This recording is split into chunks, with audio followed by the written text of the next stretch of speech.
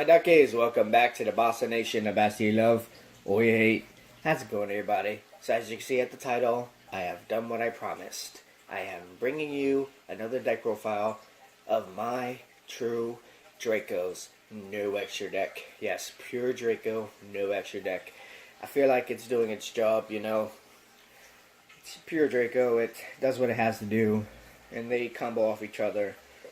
And by all means, take my deck idea. That's the whole purpose of these deck profiles. Give you a little idea of what you want to do for your deck. Anywho, let's begin. Start off with the Big Dick Daddy himself. I run 3 masterpieces. We all know what he does. I can tribute a monster, a spell, continuous spell, or continuous trap. Whatever 2 I choose, that's what he's unaffected by. Also, during either player's turn, I can banish a continuous spell or trap to destroy 1 monster on the field. So yeah, we all know what the masterpiece does. Next, for the other Draco, I run Gatler Draco. I call him Gatler because he has gun. Really don't care less about his damn name. Same as the other Dracos, attribute a continuous spell or trap. Then, during either player's turn, when my opponent activates a card effect, I can then search my deck for a True Draco trap card or activate it. So yeah, and he's a 25 beat stick, which is pretty nice. Next we have the True Draco in this heat. He lets me search up the spell cards. Same effect as the Gatler, just let me search the spells, add to my hand, or activate them. Next, what I run, people hate me for it, but you know what? I personally love it. I run the General. Now, the funny thing about the General is, when he's on the field, all Draco, True Draco, or True King monsters can't be targeted or destroyed by card effects except him. So he just sits there as a target for target effects and like Raigekis and whatnot. So I usually keep him up there for defense. So that's it for the monsters. Let's head into the spells. Them expensive spells. Of course, we need 3 Draconic Diagram. For y'all who do not know what this card is, that's why it's $90. All Draco and True King monsters gain 300 attack and defense. That's just the first effect. Next, also, if a True Draco or a True King monster would be destroyed by battle, they're not. So they get an extra life while they're on the field.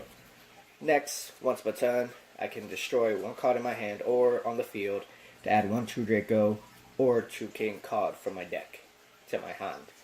Benefits. Next, another True Draco card, True Draco Heritage. I run this one because it's also the draw power. Whenever a True Draco or a True King card on my field is sent to the graveyard, number of times, I get to draw that many times for card during my main phase only. Also, it's another effect. After the effect is resolved, I can then tribute this card for True Draco. Well, that'd be tribute summon, but I usually try not to tribute it. Also, if this card is sent from the field to the graveyard, I could then pop any spell card on my field, either my field or my opponent's side of the field. So it's another benefit. Usually the spells pop your opponent's back row, and whatnot. Next, 3 Disciples of the True Draco Slayers, whatever. This card is almost useful. It helps me recycle my deck, my graveyard, and put it back into my deck. Once I activate this card, I can select 3 True Draco cards or True King cards, put them back in the deck, and I draw. Same effect as the other one. After this effect is resolved, I contribute this card for a True Draco or True King. Next, when it's sent to the graveyard from my spell or trap card zone, I can then pop any spell or trap card on the field. So as the spells do, they pop your opponent's back row when they're sent to the graveyard. Next, for the draw power, 3 Pot of Dualities. We all know what he does. Next, for my personal favorite, 3 Card of Demise. For y'all who do not know this card, and for y'all who do, unfortunately, it's not the one from the anime. I draw until I have 5 cards in my hand. If I don't use them in 5 turns, I lose them in 5 turns. Unfortunately, that's not how it works. What it does is, I draw until I have 3 cards in my hand. Also, my opponent takes no battle damage when I activate this card. I cannot activate it more than once. Then, at the end of the end phase of the turn I activated this card, I must discard all cards in my hand. It's a benefit. In Yu-Gi-Oh! Drawing 3 cards is like, oh my god, it's game changer.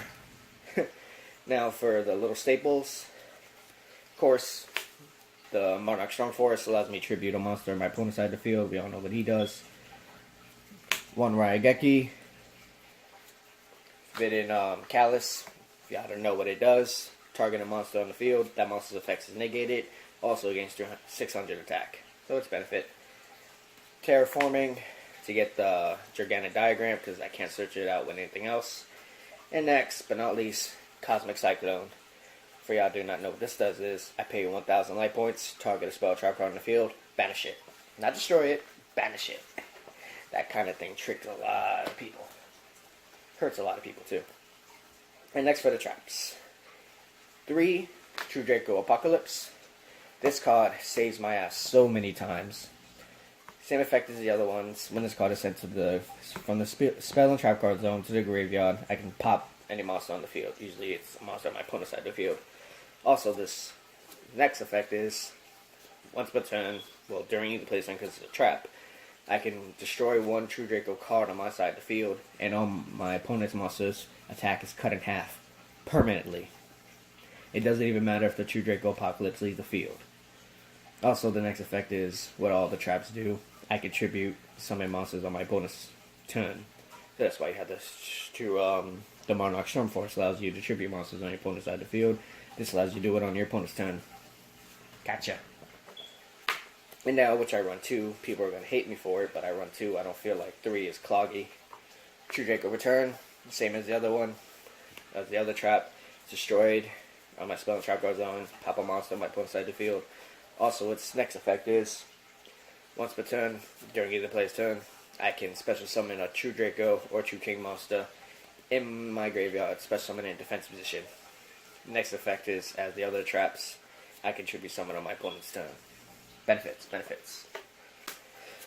And now for the other 2 traps that I personally run, but people don't like it, because they know I hurt them with it.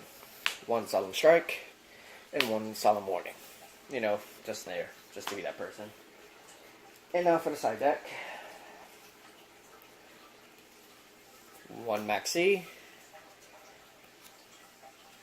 Come on, come here. 2 D-Bearer. And then 2 Fossil Dino. I do have 2 Ashes, which they are in here. I just let my friend borrow it because he's going to a tournament today.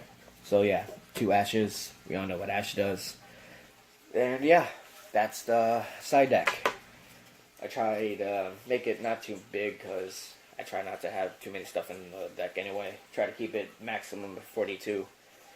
Right now it's 40, but I can easily take out the strikes and whatnot and switch it for D-Bear if I'm facing like a special summon heavy deck, or put in the Fossil Dinos. So yeah, that's the True Dracos. These beautiful creatures. So yeah, that's the deck profile.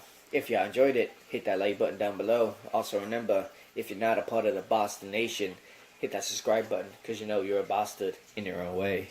So yeah, catch you later. See you for the next whatever I post up. Deuces.